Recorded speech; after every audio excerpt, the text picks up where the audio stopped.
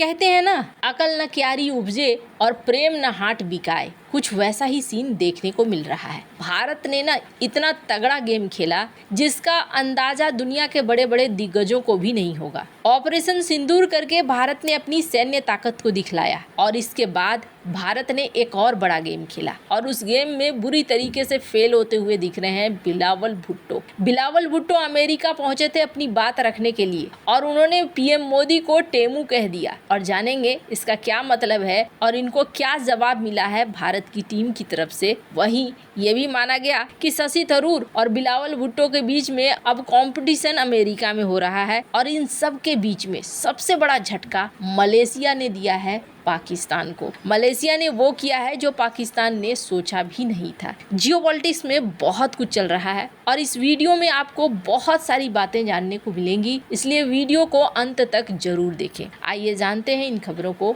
Detail में। मैंने क्यों कहा कि भारत ने एक बड़ा ही कमाल का चीज किया है। भारत ने ऑपरेशन सिंदूर किया और ऑपरेशन सिंदूर के बाद भारत ने निर्णय लिया कि दुनिया भर में भारत की बात रखी जाएगी और ये एक बहुत खास कदम है। को क्यों रखना जरूरी है, अगर इसे समझना चाहते हैं तो एक ट्वीट देखिए। अमरुल्लाह सालेह कौन है ये कभी अफगानिस्तान के उपराष्ट्रपति रहे और अशरफ गनी के जाने के बाद इन्होंने अपने आप को राष्ट्रपति भी घोषित किया था। अमरुल्लाह सालेह ने एक बयान दिया और उन्होंने कहा आखिरकार ऐसा क्यों होता है कि पाकिस्तान को जब भी युद्ध का समय आता है छूट मिल जाती है। वर्ल्ड बैंक भी पैसे दे देता है, IMF भी पैसे दे देता है, एशियन डेवलपमेंट बैंक भी पैसे दे देता है। 4 दिन का कॉन्फ्लिक्ट हुआ भारत के साथ और ये देखने को मिला कि इन संस्थाओं ने इन्हें पैसे दिए और वो भी तब अमेरिका और वेस्ट इनके साथ संपर्क रख रहे हैं, जबकि अलकायदा का नेटवर्क इनके यहाँ मिला,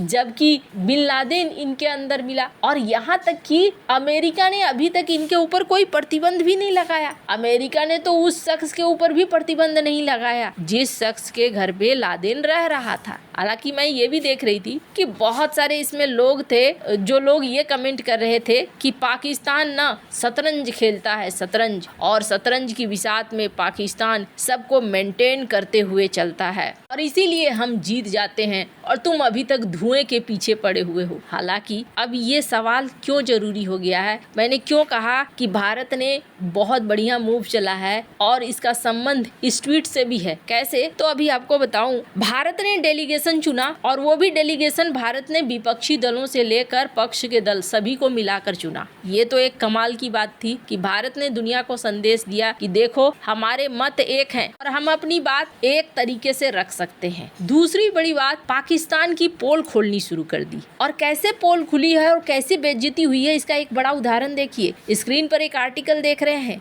मलेशिया को इन्होंने फोन किया पाकिस्तान वालों ने और फोन करके कहा कि देखो भाई तुम भारत के डेलीगेशन को मत आने दो, उन्हें यहाँ बोलने का मौका मत दो, हम तुम भाई भाई हैं। इस्लामिक भाईचारे की बात कही इन्होंने मलेशिया के साथ। अनवर इब्राहिम जाहिर तौर पर इसी तरह की बातें करते हैं। अनवर इब्राहिम को जब ये बातें कही गई तो कहा गया कि मलेशिया ने कहा कि नहीं नहीं वो चीज नहीं हो सकता है, डेलीगेशन तो यहाँ आएगा और डेलीगेशन अपनी बात भी रखेगा, हम डेलीगेशन को आने से बात करने से रोकेंगे नहीं। भारत की पहली कूटनीतिक विजय यहाँ पर मलेशिया में। मलेशिया हालांकि क्यों कर रहा है, मलेशिया भी भारत की ताकत को समझ रहा है। इकोनॉमिक तौर पर भारत जिस तरीके से आगे बढ़ रहा है, हमने कल देखा कि महातिर मोहम्मद जैसे शख्स ने भारत को सपोर्ट किया। अनवर इब्राहिम जैसे शख्स अब आसियान देशों को भारत से व्यापार करने की बात कर रहे हैं। तो यहाँ पर पाकिस्तान को मुंह की खानी पड़ी। कूटनीतिक तौर पर भारत को एक विजय मिली। अब चले कुछ और बड़े देशों पर, तो यहाँ पर देखने को मिला America.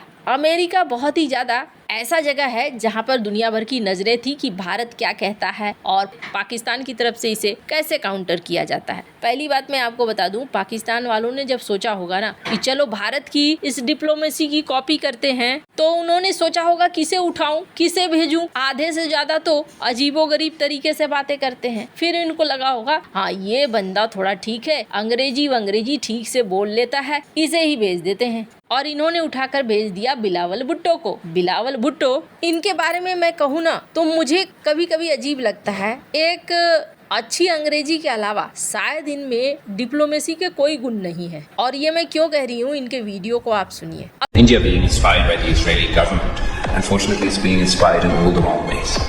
Mr. Modi is sort of the Timu version of Netanyahu. Okay? So there's a poor call. And we call upon the Indian government to not be inspired by the worst examples possible. Where Mr. Modi started off as being perceived as the butcher of Gujarat, went on to become the butcher of Kashmir, and he aspires to be the butcher of the Indus Valley civilization with his son, Indian Disproportion. अब इस video में आपने क्या देखा? इससे पहले साल 2022 में पीएम मोदी को इन्होंने कहा था गुजरात का कसाई, फिर इन्होंने कश्मीर का कसाई कहा, और फिर अब इन्होंने ये कहा कि ये टेमू है। टेमू क्या है? बहुत सारे लोग कंफ्यूज्ड हैं। तो दरअसल टेमू जो है चाइना का एक ई कॉमर्स प्लेटफॉर्म है, और इस ई कॉमर्स प्लेटफॉर्म में ना डिस्काउंट में आइटम मिलते हैं, सामान मिलते हैं, और इतने कम सस्ते दरों पर मिलते हैं। कहा जाता है इनकी क्वालिटी भी काफ़ी सस्ती होती है। इस वीडियो में इन्होंने ये जताने की कोशिश करी कि इजराइल के नेतन्याहू की कॉपी कर रहे हैं पीएम मोदी, लेकिन पीएम मोदी जो है वो एक सस्ते वर्जन है, टेमू है। इसलिए पीएम मोदी को चाहिए कि गलत चीज़ों की नकल ना करें, बल्कि